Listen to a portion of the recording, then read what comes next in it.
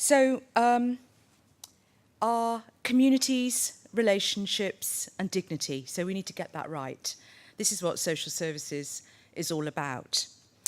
And this just shows that it's a value-driven profession and a value-driven organisation.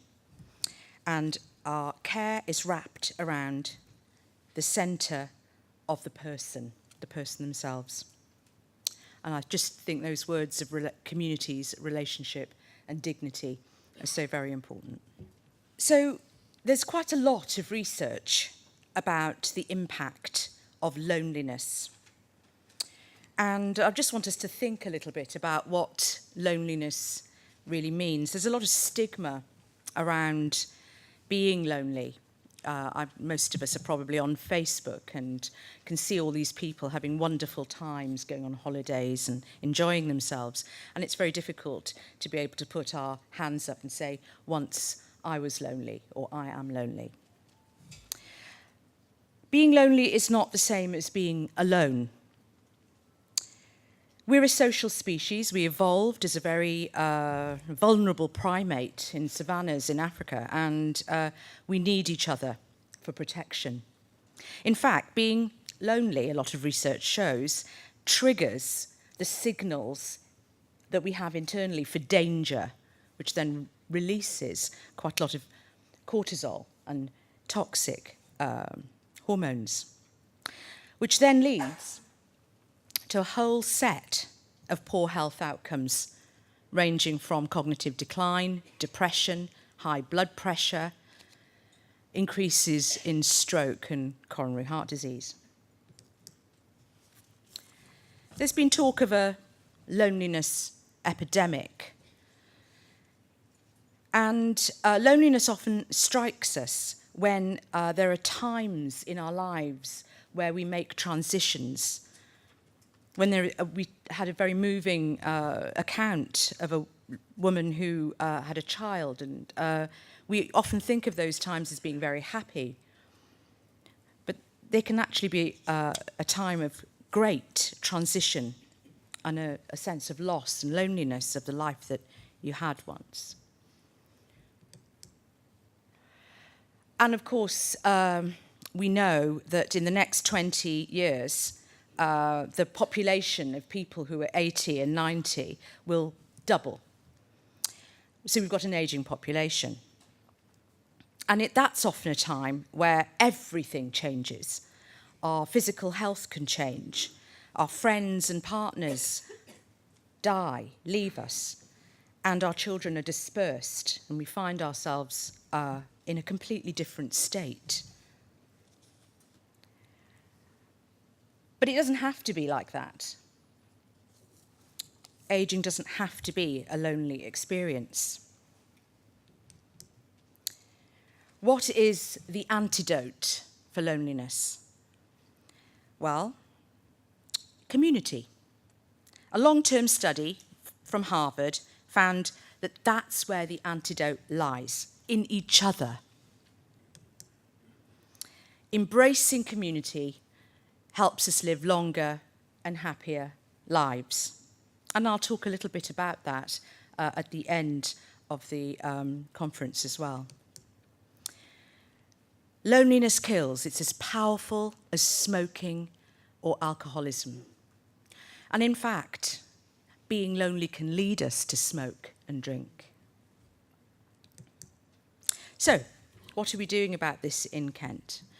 Could I have a show of hands as how many of us have heard of Live Well community wellbeing? A success. So we know about this, and we call this a delivery model. It's not a service. We want a life, not a service. It's a journey.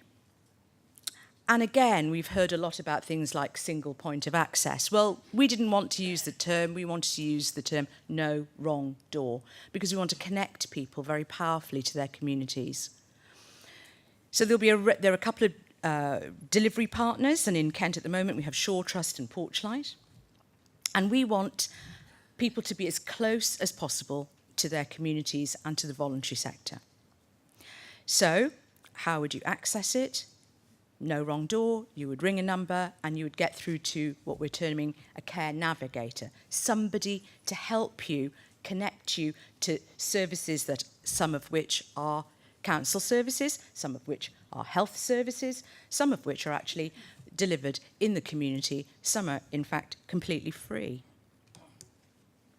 We also have a mental health matters 24-hour helpline. This isn't to replace fantastic helplines that already exist, like the Samaritans. Where mental health matters are really helpful is that they will escalate, de-escalate as needed. And Tim will talk a little bit about our suicide prevention and how mental health matters have really linked to our campaign there. There are a lot of campaigns, and you'll have heard of some of these, the campaign to end loneliness, and of course, moving Joe Cox Commission, the MP who was killed. This is a call to action about working together to bring community back into the focus of our lives, that we are part of each other's health, in fact. I'm quite proud of this personally. Kent Men's Sheds. I remember sitting in a meeting about military health and listening to a lot of the statistics about men's mental health and how it was very difficult for men to access health. And I remember sitting there and quite naughtily Googling on my phone how to help men's mental health. I think you can Google anything now. It's quite useful. And this wonderful project from Australia and New Zealand came up. And I remember I was so excited. I said in the meeting, should we do this? And everyone went, well, that sounds like a good idea to do. So I took the idea of basically community development, but basically putting those men in charge of whatever they wanted to do. I went and had a chat with Norman Lamb and David Cameron and asked for some money. And I remember the soundbite. I said, we're going to bring sheds to the Garden of England, the garden shed. And he liked that, he wrote it down. So then from that, we got the highest density of Kent Men's Sheds in the country. And now we're part of an international programme of developing this, and the Department of Work and Pensions are very interested in what we're doing here. So I think we can be very proud of Kent Men's Sheds. And you can see some of our chaps here, and they've got a shed on a boat, so you can do whatever you like.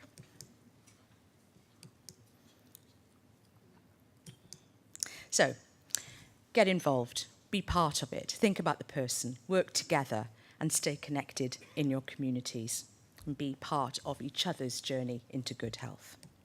Thank you.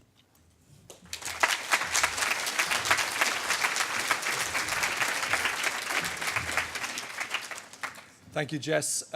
Never easy to step in at the last minute, so particular thanks for that and well done. Do we have a couple of questions? We do? Okay. So what is the offer to reduce social isolation and loneliness in 18 to 25-year-olds? Talking to it. 18 to 25-year-olds. Well, we have an emotional wellbeing strategy across Kent. And I think we've heard a little bit about the schools programme and also a range of things that are happening around troubled families and community activities. But are there anybody who works in 18 to 25 that can answer that better than me? Hands up, anybody who wants to? Someone over here? Okay, as far away as possible. Be right with you. Contrary to popular belief, I don't know everything. Yeah, I work at Switch Youth Cafe. We're in Maidstone Town Centre. So we've been talking here about like working together and community and fellowship and stuff like that. And like mental health, like if I mean like I've suffered myself from like ill mental health, and isolation was just like the worst thing, and being able to like create a safe place for young people where they can come and just mix together and share their journey together is such a special thing. And I think like the more places, the more youth clubs, and the more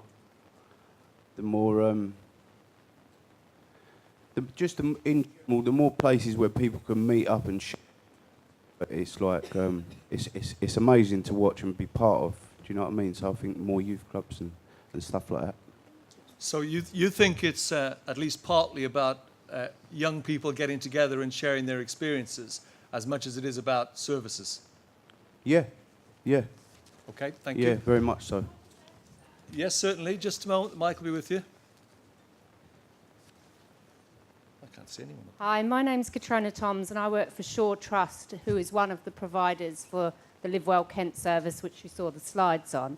And I just wanted to reassure people that the service starts at age 17 and runs up as long as people would benefit from the service. So all of the offer that we have in helping people to find things in their communities that they would benefit from and to support themselves and learn self-management is open for that 18 to 25 because we start at 17. And we have got some special projects, particularly for young people with organisations like Boar Place. So we are developing that service for young people as well. Fantastic, thank you. Do we have another question? One more, okay. So, given the impact we know homelessness has on mental health and social isolation, what work is being done with local councils to address and prioritise this for mental health service users? This is a huge issue, isn't it, at the moment? And there's Housing First, which is a policy which is going to be looking at getting people off the streets and getting them a home and wrapping care around them. And again, I'm going to throw it out to people who are much more expert at services for homelessness. I'm sure we have people here who can answer that more specifically than I can. But I know that in Kent County Council we've got a new homelessness and housing strategy, which is going to bring together a huge range of currently disparately commissioned services into a much stronger package of help and care for people with homeless and housing problems. Is that okay? Or Penny, would you like to say something? Hello, Penny Southern here from Kent County Council. Apologies, I was trying to get there to do some of the questions, and thank you for stepping in for Anu at such short notice.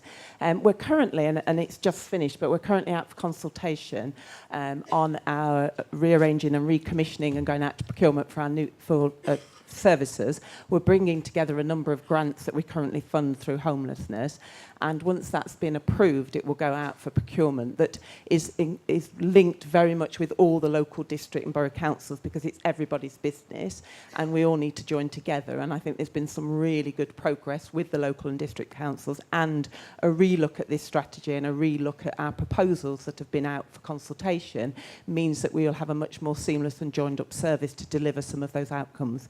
There are already a lot of services out there, but they're across Kent so huge that they are not as joined up as we would like them to do. And so this consultation will mean that our proposals going forward will bring a much better and much cleaner and more seamless service with our local district and borough councils. Please do respond to the consultation and be part of that. Thank you, Penny. If I'm reading the signs right, we have one more question.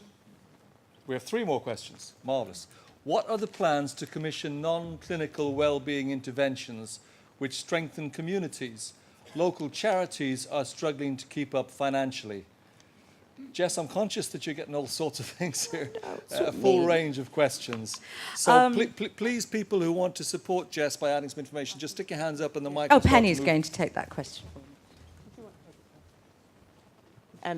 Apologies. We've got several people that can answer this, but we're doing a number of initiatives. And Live Well is we talk a lot about Live Well, but that is it's a public health and social care investment in a contract, which is ensuring that we absolutely know what the needs are across the services, and therefore can commission for the local communities, of which our voluntary sector, which is very valued across Kent, can invest in services that are needed locally. And the fact that the contract's been going for a couple of years now, we're getting some fantastic data that show us where those needs are and where they can be met going forward. And I'll just let Joe just give you a bit more information about that. Yes, so as we said earlier, Shore Trust and Porchlight are commissioned to be our strategic providers in that. They commission a delivery network within that, and they review and work on that delivery network as we, throughout the period of the contract. We've got Julia over there from Porchlight. Can you just, obviously Katrina from Shore Trust. So if there's other questions, we can take them later today, perhaps. Okay. But just to assure you that we're not taking the investment in the contract and the future commissioning, we are investing in it. We're not taking money out of that. And I certainly, in KCC, with strong cabinet member who absolutely supports and protects the investment that we're doing on mental health services. So we shouldn't be seeing less, we should be seeing more investment into the third sector to improve that local access and those community resources. So that's a really strong and helpful statement, Penny, about securing investment from the council in mental health services. We're going to have to move on.